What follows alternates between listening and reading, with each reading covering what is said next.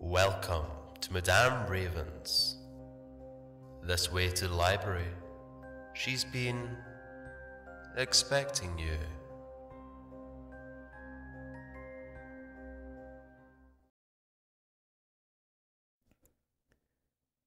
A Helpful Dark by Blue Cheese. I've always taken an interest in human activity. One such as yourself would probably see it as commonplace, but I find a certain joy in simply mingling about, watching them go about their daily deeds.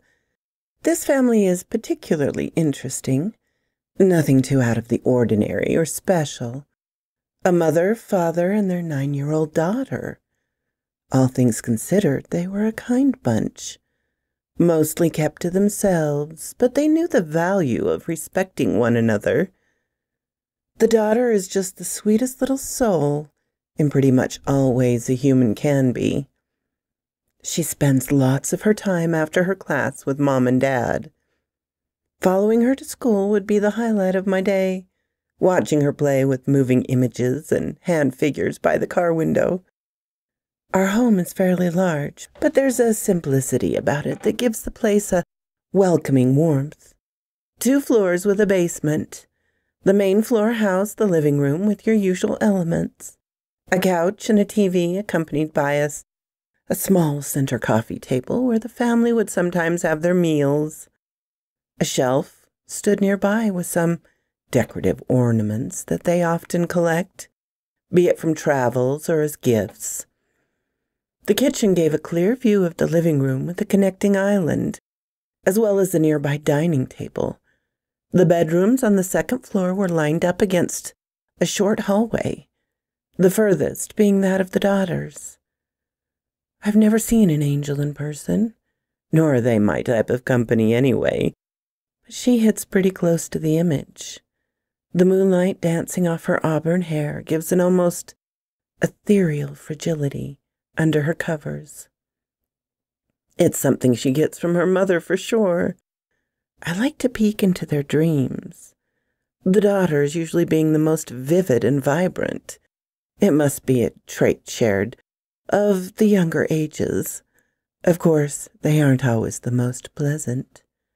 Occasionally I'll lay a long finger gently on her forehead and find my way deep into her thoughts.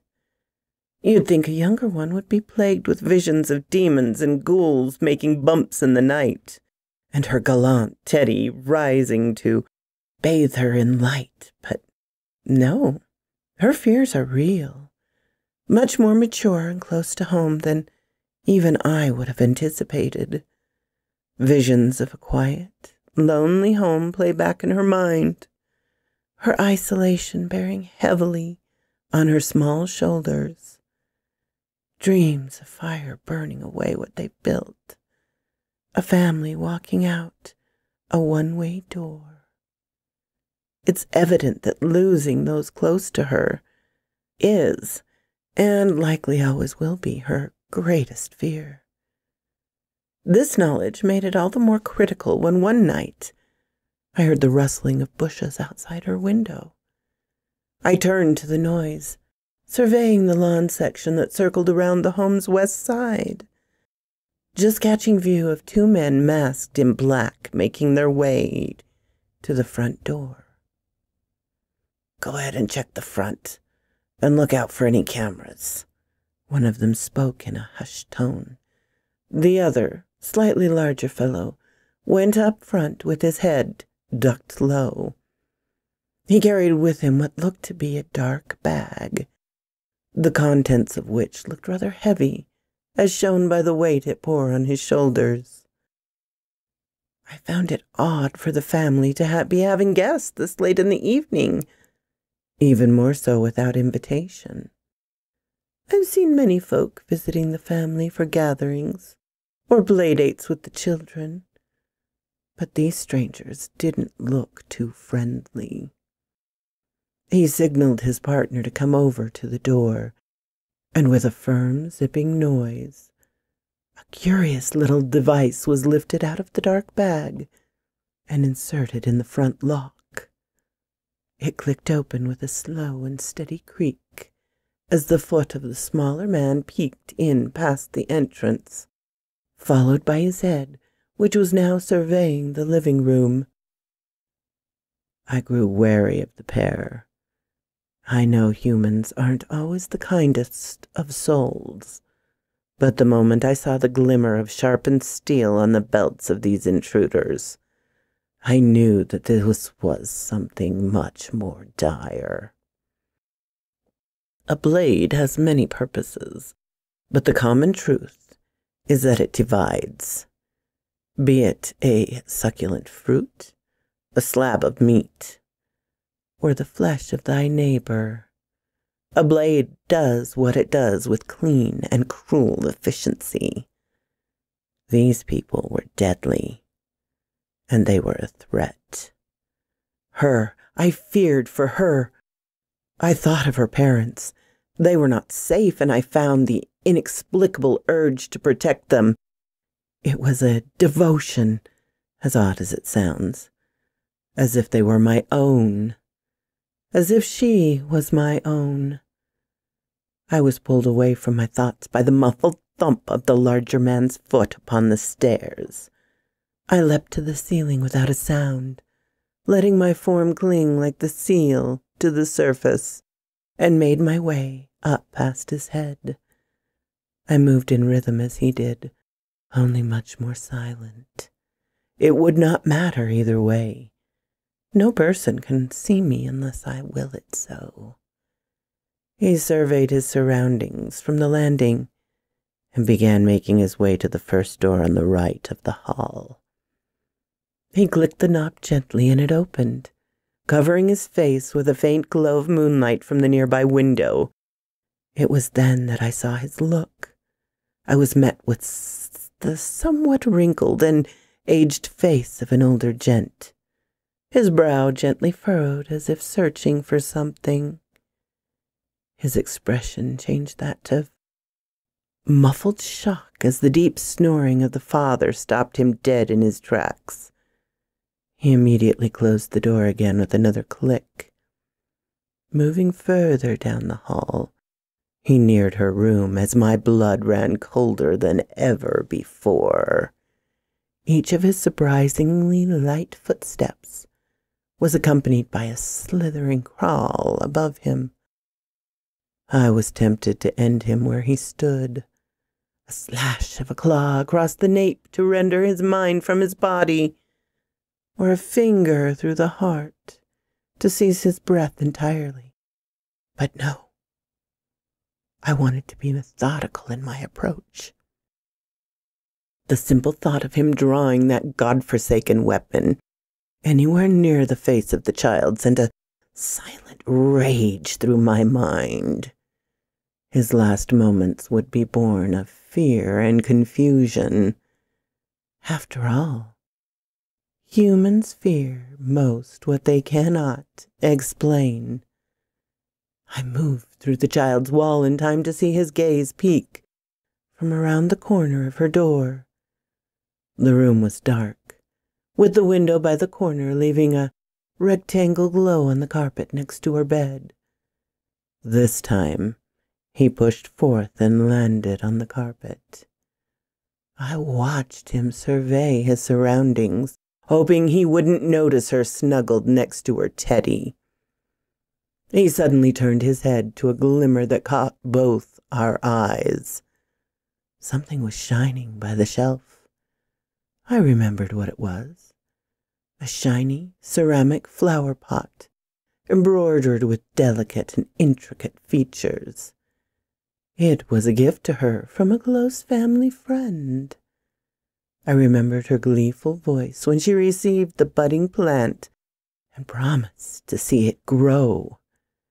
It now stood as a vibrant flower. Even in the dark, you could make out its deep red petals. He seemed to take a very keen interest in the item, gently taking it off the shelf and placing it in a previously unseen bag next to his blade. It was the next moment that my fears came to life. A light moan escaped her bed. He must not have seen or heard her prior because he shifted with what seemed to be a jolt. She'd seen him. Before I knew it, the person was peering over her in silence. I did not have time to read his intentions, nor did I need any further reason to do so. I crawled outside the room in a quick motion, extending a long arm to the floor and making a firm but muffled bumps on the hardwood. They resounded down the hall and into the room like eager footsteps. I watched the person recoil and move towards the door in a panic. I moved towards the backmost door at the end of the hall, which was mostly used as a storage area, concealing myself in the dark corner. "Hello?" I muttered in a frail child's voice, despite how fragile the imitation was. It carried over the hall with the clarity of a whisper by his ear. Who are you?" "Don't be afraid, kiddo. We're just paying a little visit to look after a few things, yeah?" he responded after moving out of the room.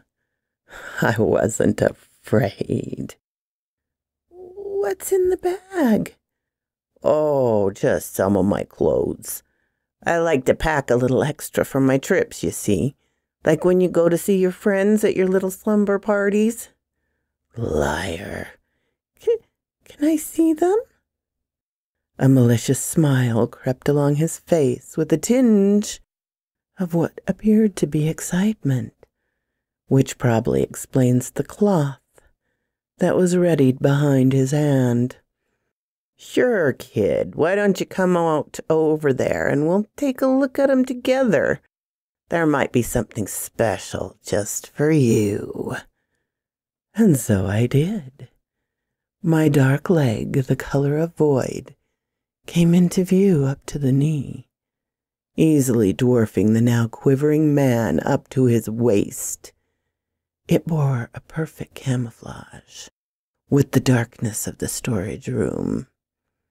I followed with a slender arm, wrapping around the hall's corner like a moldy branch, easily twice the length of his own, with long, spindly digits, ending with needle-thin claws.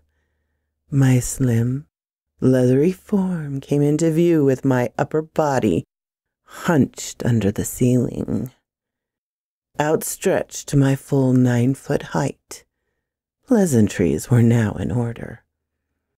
"Good evening," I said, still in the piercing voice of the child. I quickly wrapped my outstretched palm over his mouth to quiet him. I didn't want a scene, and the poor girl needed her sleep. My fingers reached until the nape, and while I kept his attention on my blank face, I snuck my other free hand beneath his chin, now soaked with tears. Seamlessly, and presumably without any feeling, it phased through the chest without a sound until I reached the center. I dipped my head in relief as I saw the light leave the old eyes and the soul leave the flesh.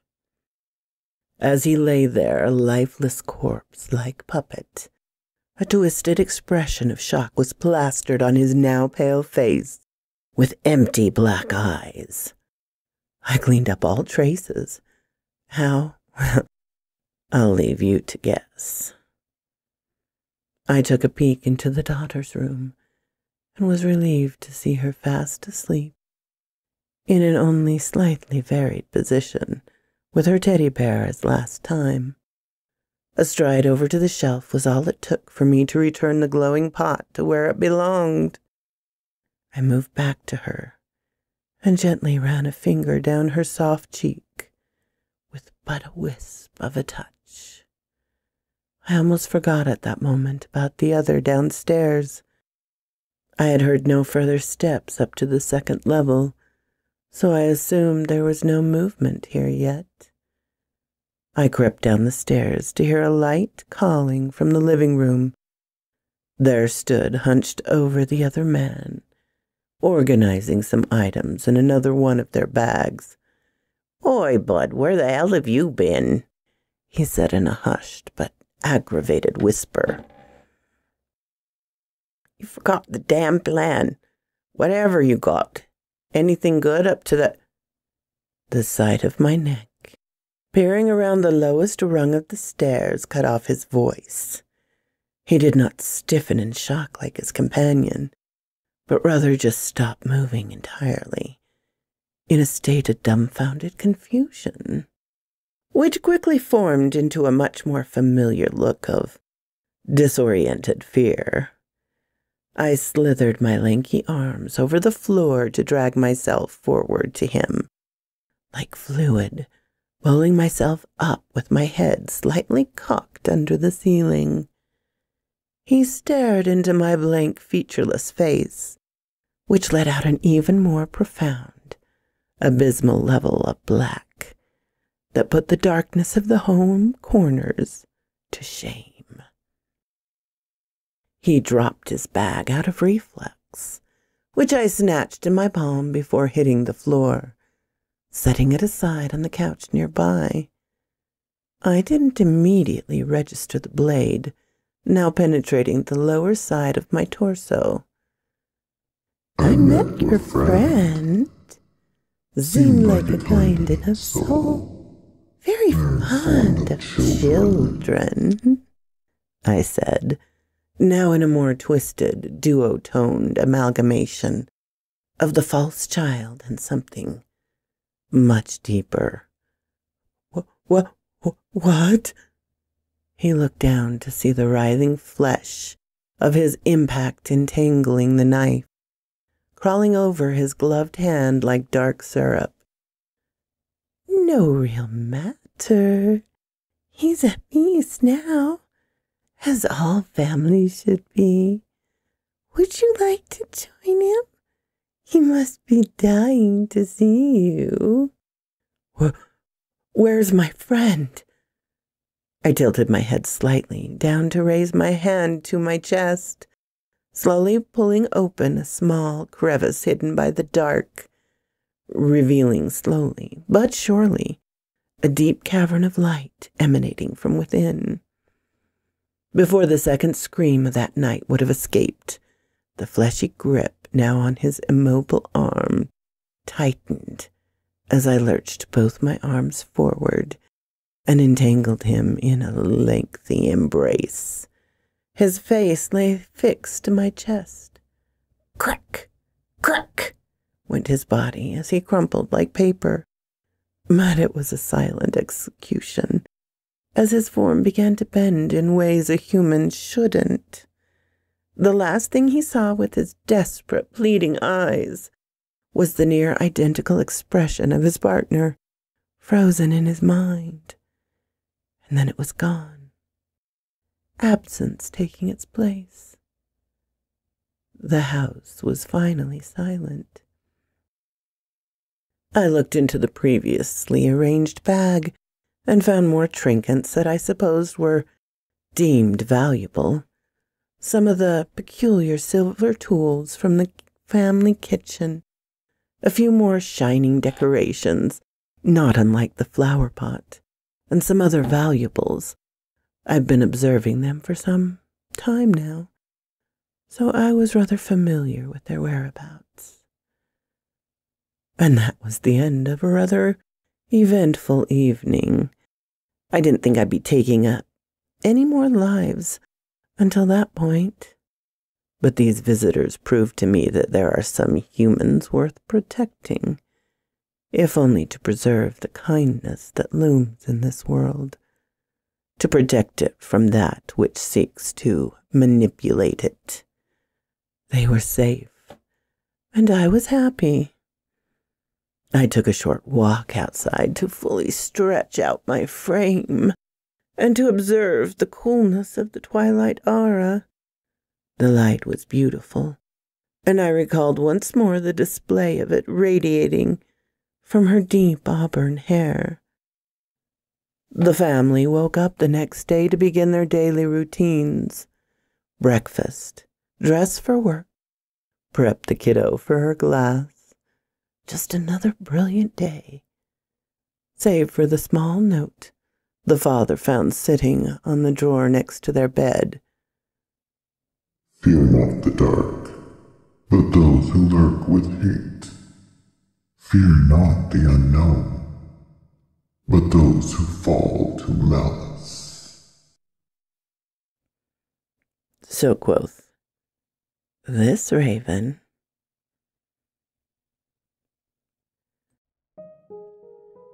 Thank you all for coming to visit me in my little chateau.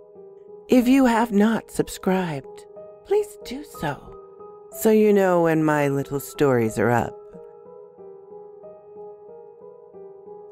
And special thanks to my Patreon and membership supporters: Ermin, Creepy Clown Girl, Darren and Jennifer, Laura, Mutant Artificial Intelligence, Tabby Cat, and especially Charlotte Emerson and Cortez Williams.